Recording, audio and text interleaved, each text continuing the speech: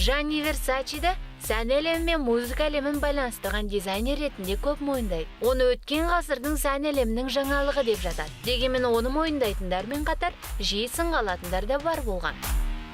Ив Сен Лоран әлем бойынша сән заңнамасының негізін қалаушы болып саналады. Оның бұл салаға деген қызығушылығы сонау бала кезінде байқалған. Бүгінде ол негізін қалаған Ив Сен Лоран сән үйіне 56 жыл толып отыр. Кристиан Диорда әйелдердің сән әлемінде бірнеше жаңалықпен қатар заң орнатқан тарихи дизайнер ретінде мойындайды. Оның екінші дүниежүзілік соғыстан кейінгі шығарған киім коллекциясы нағыз сән саласында революция болатын. Кельвин Кляйнның джинсыдан жасаған киімдері оған тек танымалдылық қана емес, миллиондаған ақша сыйлаған еді.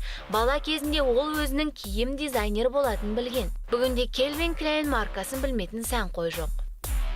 Валентино Гаравани сән әлемінің негізін қалаушылардың бірі. Оның жасаған киім үлгілерін сол кездегі ақштың бірінші леди Жаклин Кеннеди ұнатқан көрінеді. Осыдан кейін оның танымалдылығы тіпті арта түскен.